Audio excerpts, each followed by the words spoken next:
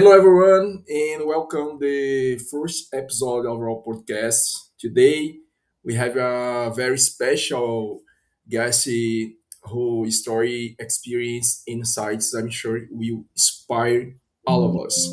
So sit back, relax, and enjoy this conversation. Ethan is not just an English teacher, he is someone who opens doors, creates opportunities, and helps people believe in themselves. Through his work, he has helped the countless students use English as a tool to achieve personal and professional goals, connect with the world, and transform their lives. That is why I am truly honored to have him here today. Ethan, thank you so much for accepting our invitation and for taking the time to be part of the podcast, especially our first episode. It's a pleasure to have you with us, and I'm really looking forward to hear more about your journey, your experience, and lessons you've learned along the way. Welcome to the show. Hey Ray, thanks for having me. Yeah, I'm honoured to be the first guest of your podcast. Yeah, hopefully we can discuss a little bit about English, about a few other things as well. So yeah, I'm really honoured to be here speaking to you today. Thank you. It's a pleasure for all of us. So, Ethan, tell us, do you agree that you help people achieve their goals through language skills? Do I help people with English achieve their goals? Is that what you said? Yeah, Sorry. yeah. Um, yeah, I try to. Obviously, being an English teacher, you have people from all over the world wanting to learn English, and usually, well, sometimes people want to learn English for fun, but usually it's for a specific reason. Maybe it's for a job application or to go traveling or to make friends abroad. So yeah, people always have their goal, and I try my best to help them reach that goal. Obviously, every student's different, and yeah, you've got to react to different student needs. But yeah, I try my best to help students reach their goals, whatever that might be, through English. Perfect. I have some questions about your personal and professional life. Let's start with your professional life, of course. To start things, I'd love to for people to get to know you a little bit better and understand where your story began. Can you tell us a little about your journey as an English teacher? Yeah, sure. So I started as an English teacher probably almost 3 years ago today, almost. Um, the first English lesson I ever taught was in Brazil online. All my lessons are online. I've never done an English lesson with the classroom or in person. It's always online to students all over the world. The reason I started teaching was because I was going traveling. I was actually going traveling to Brazil, and I wanted to try and stay there as long as possible. And in order to do that, I needed to find an online job. And the best way I think that I could have done that was becoming an English tutor. So I took a TEFL sort of examination to get a TEFL certificate, which qualified me to be an English teacher, to teach it as a foreign language. And it just started from there, really. Just since then, teaching English online, I've taught over 2,000 students by now in the last 3 years, so a lot. Um, yeah, and like I say, it's all been online, all because I wanted to go to Brazil. So yeah. Great, great. And sometimes our careers choose us before we even realize it. What inspired you to become an English teacher in the first place?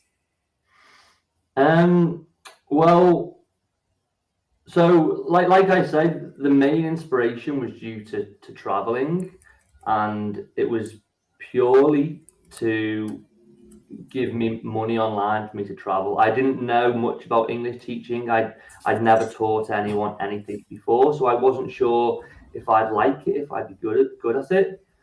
But once I started, that's when my real motivation for teaching began. I started it just to get money, but quickly I fell in love with teaching.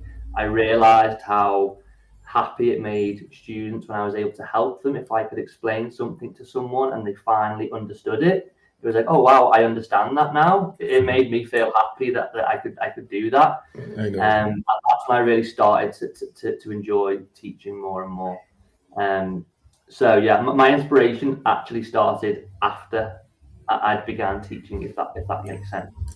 Very, very, very good. And every career comes with challenges, especially in the beginning. And what were the biggest challenges you faced at the start of your career?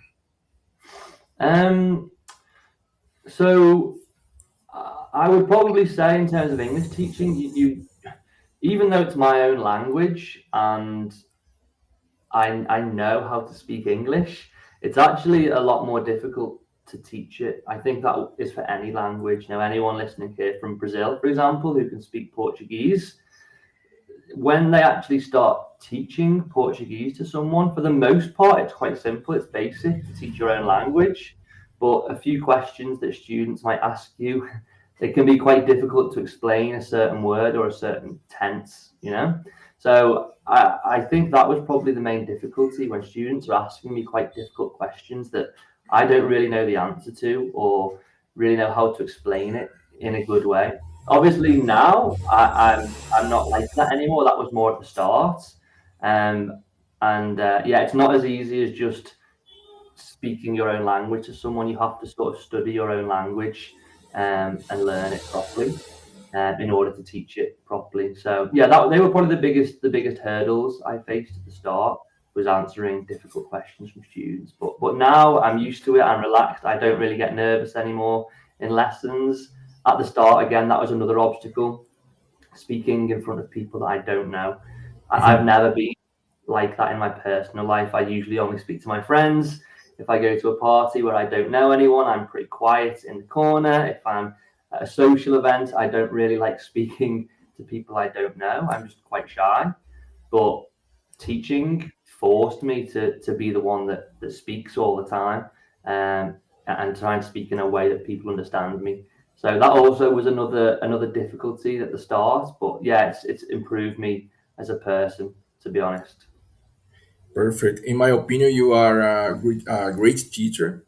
I had the Thank opportunity to attend class with you, and you've probably met many teachers throughout your life and career. And in your opinion, what makes someone a truly great language teacher? Okay, well, so I think every teacher is different. You have obviously there's good teachers and there are definitely bad teachers. But if we're just talking about good teachers, that there's a lot of good teachers that are all still very different in the way they teach. And I think what makes a teacher great is understanding what their student needs. Um, some teachers are perfect at teaching the IELTS exams. Other teachers are perfect at travel vocabulary and social conversation, small talk. Other teachers are great at business language and preparing students for interviews. So it depends on the student, really. So I would recommend to students, you want to try. I totally agree with this part. Yeah. I think you want to try different tutors, especially at the start, and see how it goes. Or maybe have two different tutors that will help you with different things. Me personally, the way I teach is more um, on a friendship level and more relaxed conversation. I'll still teach you lots of different tenses, new vocabulary, and lots of different ways to speak. But the way I teach is more um, general daily conversation, social situations. If someone came to me and asked me to help them prepare for an IELTS exam, I would probably have to say I'll do my best, but it's not my specialty. And I think that's what makes a good tutor as well, is knowing what you're good at, knowing what you're bad at, and just thinking about what the student actually needs is the most important thing. Perfect. And learning English can be frustrating for many people sometimes. And what is the most common mistake English learners make nowadays? I will give an example. I know someone who just speak all the time, every day, just speak, and never, or maybe just listen and never speak. For me, this Okay. is a mistake, and I think you have to really listen, to speak, and mix all of them. And for you, what is the most common mistakes learners makes nowadays? Well, I think what you said there is a great point, to be honest. That kind of happened to me when I was learning Portuguese myself. And before I came to Brazil, I studied Portuguese on Duolingo, which is great when you're starting to learn a language, but after a while, it's not perfect, you know. And by the time I came to Brazil, I was quite confident. You know, I could read lots of things on Duolingo. You know, my reading was really good. But when I actually arrived in Brazil, I couldn't really understand the accents. I couldn't understand what anyone was saying. My pronunciation wasn't great. But when it came to reading things, I was perfect, you know. So it kind of helped me, but also it was useless as well because I couldn't really speak to anyone. So I think that's a good point that you said, and I think people do make that mistake when it comes to English as well. It's good to do a little bit of everything. Obviously, some people prefer, or some people find reading easier, or listening easier, or speaking harder. You know, so they don't like to do everything, but you have to really to do everything if you want to improve. Um, Another mistake I would say that people do, which is kind of similar to your point in a way, is that people are too worried about being perfect in a Hmm. specific category, you know. I'm sure you know with Brazilian, the way you maybe speak Portuguese, you probably have lots of slang. Maybe the grammar isn't always perfect. It doesn't need to be because everyone understands you and speaks like that in Portuguese. It's the same in English. Grammar isn't perfect. Everyone uses slang. People don't pronounce things perfectly, but we still understand what people are saying, you know, given the context. So it doesn't need to be perfect between native speakers, but when I teach students, they're obsessed with every single word, every single bit of pronunciation being perfect, and they Uh-huh. waste a lot of time trying to perfect everything when really they don't need to. You know, they can already, if I can understand you when we're having a conversation, that's it. If I can understand you, everyone can understand you. If you can understand me, then you can understand everyone.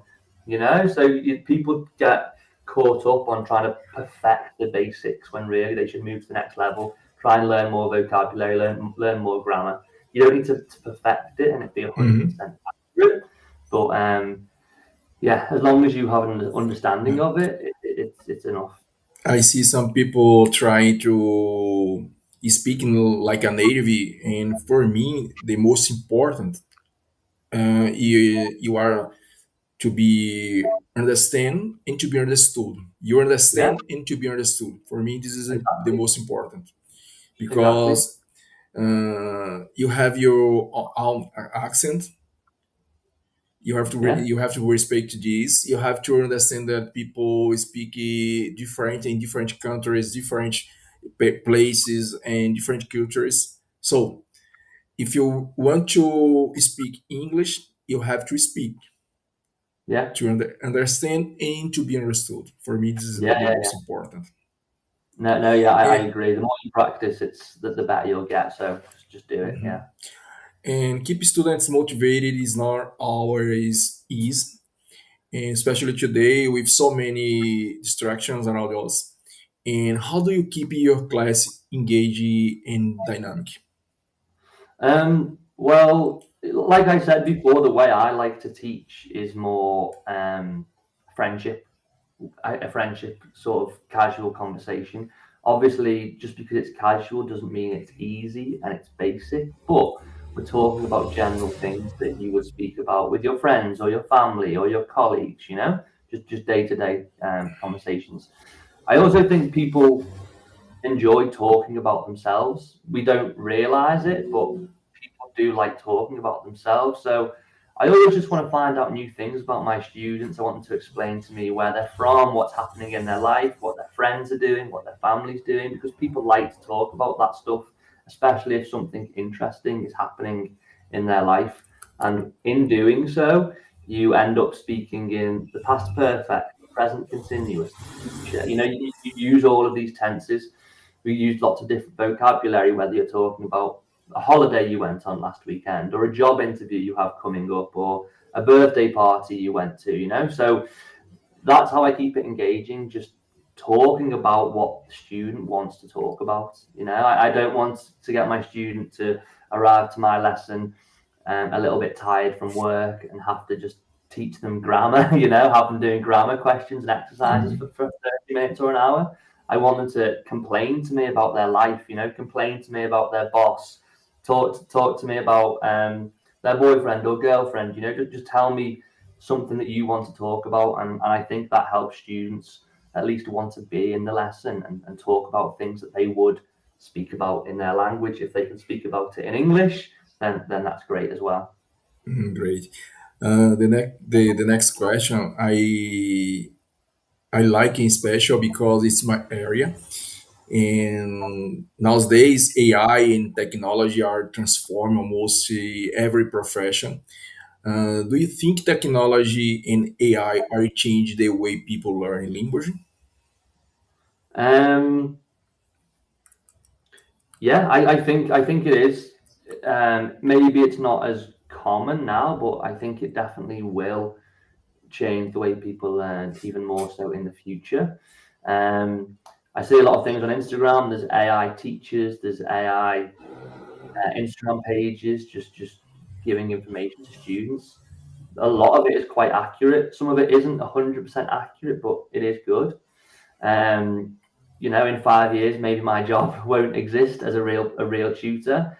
Hopefully, it still does because people do like speaking to a real human, and especially in the classroom, it will still exist. But yeah, it's definitely going to change the way people learn, and I think it should do. I do tell my students to use AI to check certain things. Um, Obviously, it's still good to speak to a person like me, for example, if you want to just practice your conversation. But if you want to study grammar, you can use AI. Generally, it's right most of the time. And also, a lot of people struggle with confidence, especially when it comes to speaking. Um, and that might stop people having a lesson with a tutor because they're nervous. They don't think they can speak. That they're worried about how they might look in a lesson. Thirdly, you should never be nervous about taking a lesson with a tutor. Tutors have spoken to people with all different um, language levels. So if you're listening to this, don't feel nervous about having a lesson with a tutor. The tutor will be happy to have another student and someone they can teach. But I do think it's a good option if you are nervous. Just speak to AI. Have a conversation with an AI tutor and practice your English. Gain confidence that way, and when you're ready, you can then move on to a real human tutor if you wanted to. Oh, just one point for me, in my perspective, I think AI don't replace a good professional like you. For me, in the future, you will use AI to boost your potential. For Yeah, me, the good professional um, don't you will replace for AI, yeah, in my opinion. yeah. I hope you're right. I think that is the case in other industries. For example, I know lots of professionals are using AI every day at their job to make it a Mhm. little bit easier. And yeah, hopefully there's a way that tutors can sort of do that to help boost their lessons. For example, maybe use AI to create a lesson plan or a curriculum or something like that. So I think it does help the teachers as well. But yeah, I do think it is still a good option for certain students, like I say, to gain confidence um, by speaking to AI if they need to. But yeah, hopefully it doesn't take my job. Hopefully I can still be a teacher in the future. I know, and there is always debate between speaking perfectly and simply communication effectively. And how impact is confidence compared to grammar when learning English? Um, yeah, I think I think confidence is probably um, the most important thing. Um, and it's not necessarily, obviously, certain people are confident and certain people aren't. So I understand that. But what I mean is, by confidence in learning a language, is don't be afraid to make a mistake because everyone makes mistakes. I make mistakes when I speak English myself. People make mistakes in their own language. I do the same in Portuguese.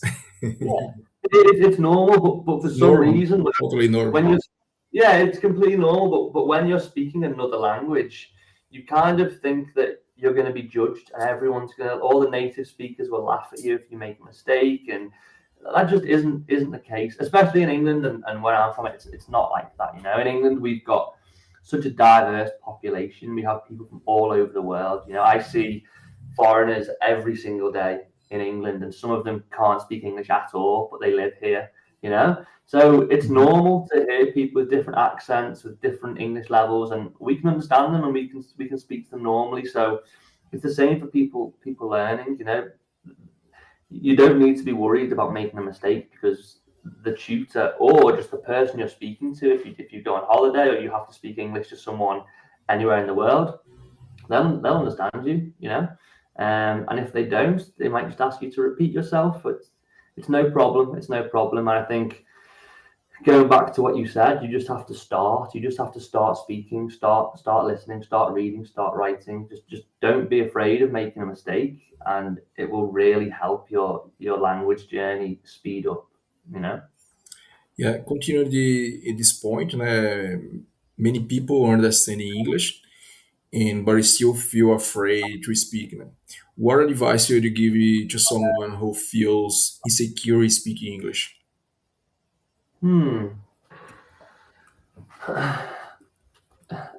Yeah, I guess it depends on the situation. For me, when I went to Brazil, I was in the same situation. I went to Brazil. I was a little bit confident before I went, and when I arrived, I realised, oh wow, it's difficult to understand the accent and the slang. Um, but I would just say, if you're in my situation and you've come to England or you're on a holiday or something, no one knows you. Everyone you see in the street will probably never see you again. So you've got nothing to worry about if you make a mistake. Um, so that's in that case, if you're traveling, yeah, just don't care what people think about you. They're not going to remember you. They're not going to go home and tell their family, "Oh, I saw someone in the street today who made a little mistake when speaking English." That just doesn't happen. No one cares. So just have confidence in that and realize that no one's paying too much attention. And again, like the second point would just be that in England, it's the most English, for example, anyway, is the most spoken language in the world. I think like the international language, okay, and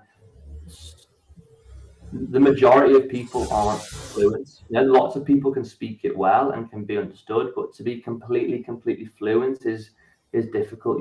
But people speak it all over the world. You're not whoever it is that's trying to speak English. You're not the worst English speaker in the world. There's a lot of people you're better than. There's a lot of people you're worse than.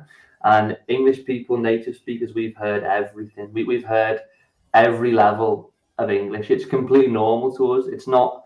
We don't think it's funny if someone isn't good at English. Most people from England can't speak a second language. Everyone can only speak English, so we wouldn't or we shouldn't judge someone for not being very good at English. They can speak two languages. Most people in England can only speak one. So you should be proud of that. Just think of the positives and just keep building on that. Um, Yeah. so yeah, you got nothing to be worried about, nothing to be shy, nervous, embarrassed about. Just try and build your own self confidence. And yeah, just start speaking to people. In my case, I put in my mind that I all the things that I have to learn,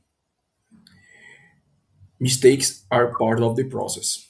For me, this is a good point because you are made a mistake, but you have to try again.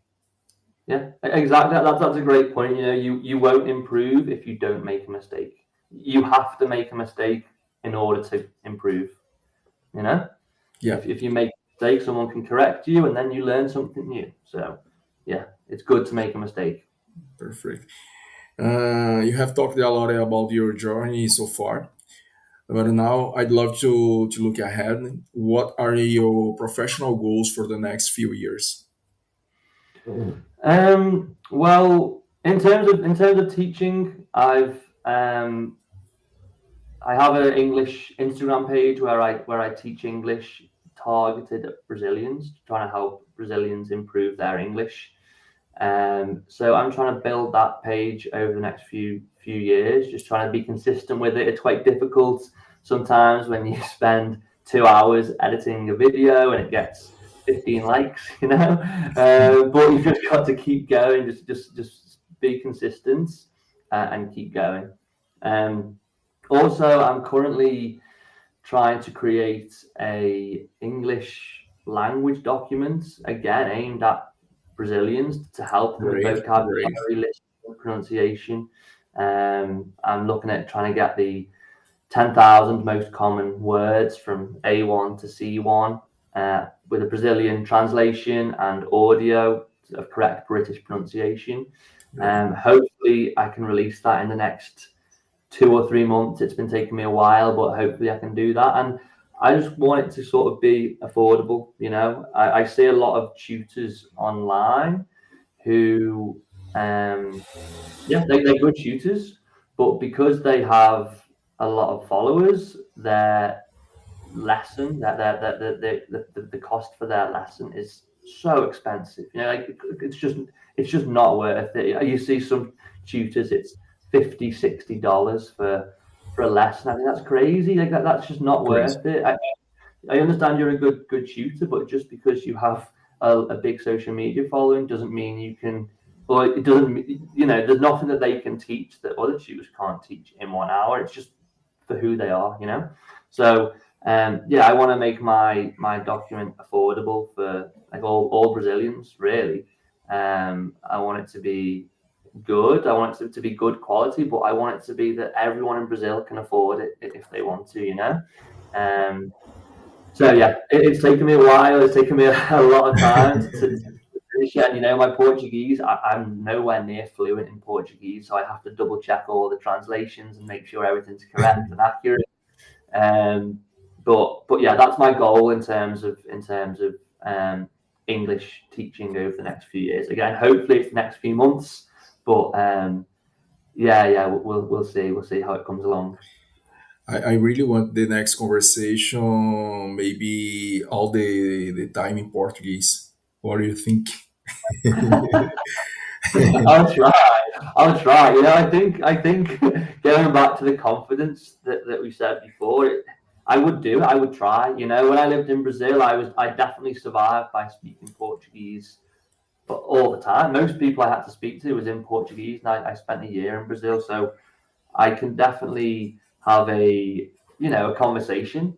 I've not spoken Portuguese in about a year, so it would not be great. But I think it'd be good to show people that it doesn't make it. If I make mistakes in Portuguese speaking to you, and the listeners can still understand what I'm trying to say, hopefully that will give them confidence that it's the same in English. And it doesn't need to be perfect. The accent doesn't need to be perfect. The grammar doesn't need to be perfect. As long as you know what I'm trying to say, that's all that matters. So yeah, if you want to try a conversation at some point in Portuguese, we can definitely try that. It'll be a pleasure to me. And now I'd love to move you a little more into your personal side, and especially because traveling seems to be a big part of your life. You live in Liverpool, and but also you love traveling. What country has impacted you the most and why? Yeah, I would say for me, definitely Brazil. I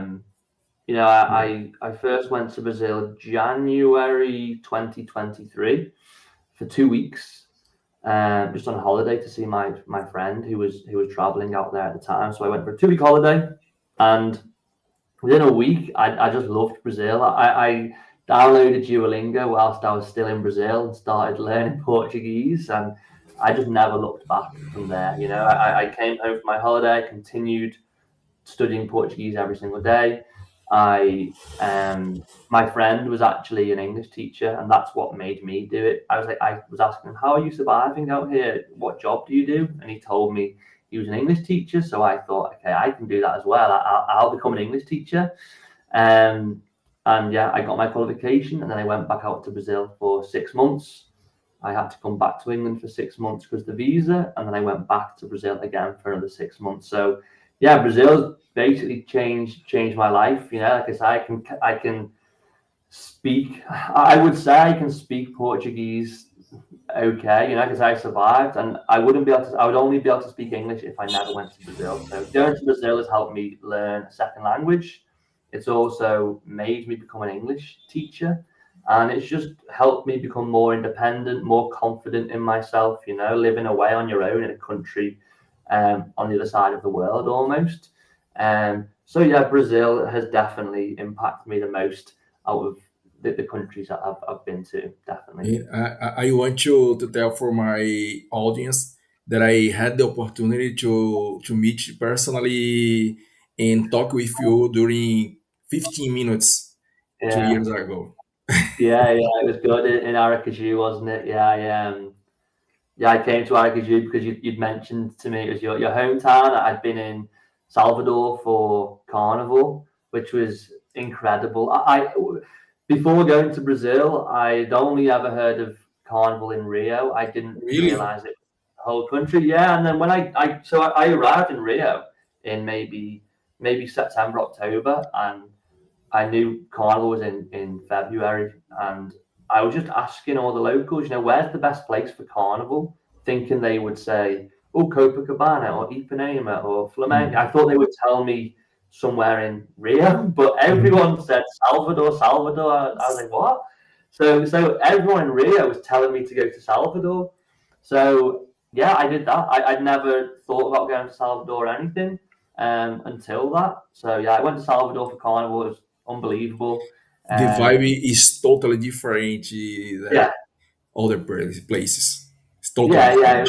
it was crazy. It was so good. Like probably the best week of my life. I remember that the first night in Carnival, I was on the I can't remember the name of the road, but you know the main road where the beach is and the bus Barra. comes.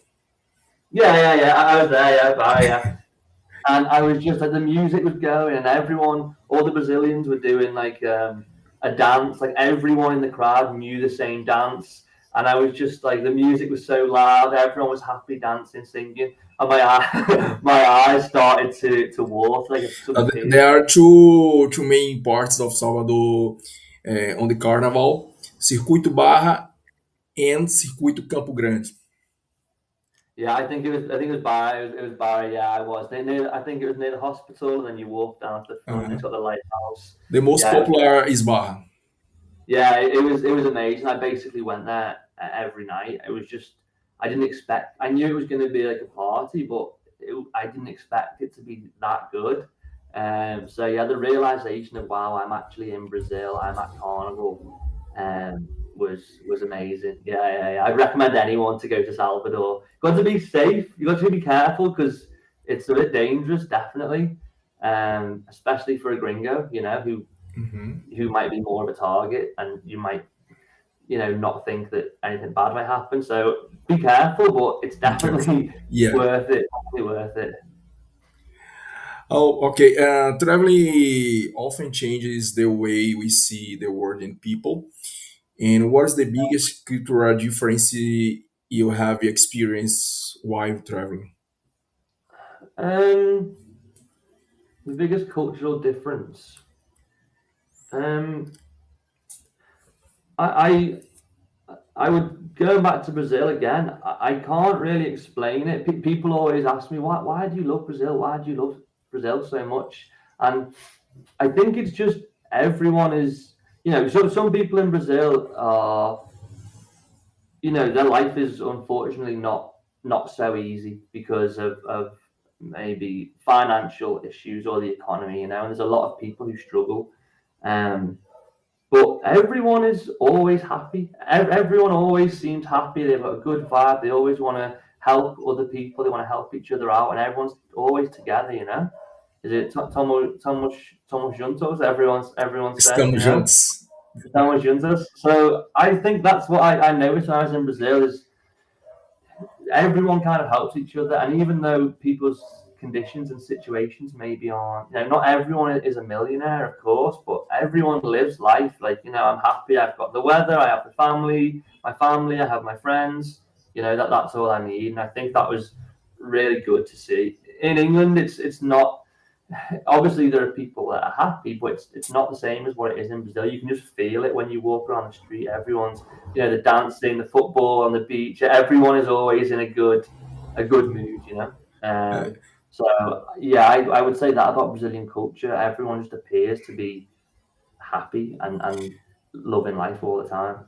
To say this special expression, we are together, you can say estamos juntos or maybe tamo juntos. Just Estamos juntos. tamo juntos. Estamos Yeah, juntos. you Okay, can okay. handshake and tamo juntos. Okay. Estamos juntos. This is a tip for the next move Yeah. to Salvador Yeah. or another place in Brazil. Okay. I remember that definitely. Yeah. And people often say traveling is one of the best forms of education.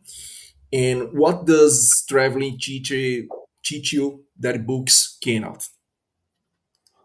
And I think traveling is your own experience.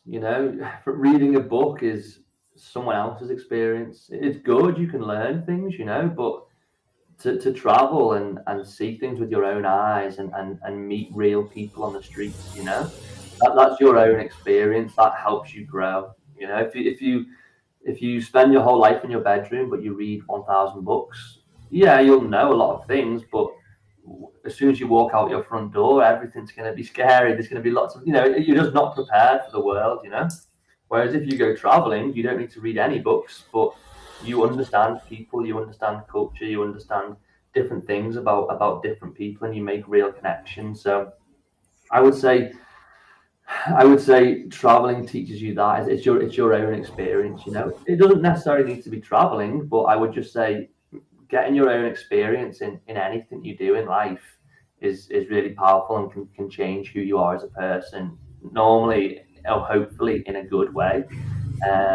So yeah, I really recommend people travel, or if you can't travel, just try and speak to new people, whether if it's on the street, in a bar, in a restaurant, just make new relationships, new friendships with people, and just learn about people, listen to them, tell them about yourself, and that they're your memories. That's how you create memories. You don't really, if, again, going back to the book situation, you can read books, but maybe you forget them. Maybe you remember a few parts of the book, but you don't remember every word. Whereas Yeah. you can almost remember, like, most holidays you've been on, they're big memories. Every time you go traveling, you can remember big things in your life, and I think that's what happens with traveling. Almost every day is like a big memory. You're seeing something new, you're meeting someone new, you're having a new experience. I totally So agree. I recommend people to travel as much as they can, if they can. 100%. And everyone has a different travel style and way to enjoy your experience. Do you prefer to travel alone or with friends and family? One point Um, before you answer. In Brazil, you don't be alone anyway. yeah, definitely. In You can, time. yeah, you can make best friends with everyone in Brazil. It's great. Um, yeah, I think if I would go on a holiday for a weekend or a week, maybe 2 weeks, I would go with my friends. But traveling, if you're going to go traveling for like a month, 3 months, 6 months, whatever, I prefer by myself. If you're by yourself, it forces you to speak to people. Like you said, you have to make friends. And that's why Brazil is so great, because you go out on your own to a restaurant, to a bar, and you've got a group of friends straight away. Um, So I would say that probably going by yourself is what I prefer. Also, you get to make all the decisions. You can decide what time you wake up, what time you go to sleep, which restaurant you eat at, what time you go to the restaurant. If there's two people or three people, you have to make a group decision. Sometimes you have to do something you don't want to do. By yourself, you can do anything. You can go wherever you want and do whatever you want. And yeah, it makes you a bit more independent. Like I said, you're forced to make friends with people if you're staying in a hostel or you're at carnival. You have to meet people. So yeah, I prefer personally going by myself, but other people maybe prefer with a friend. All right, all right. And outside work, hobbies usually say a lot about someone's personality.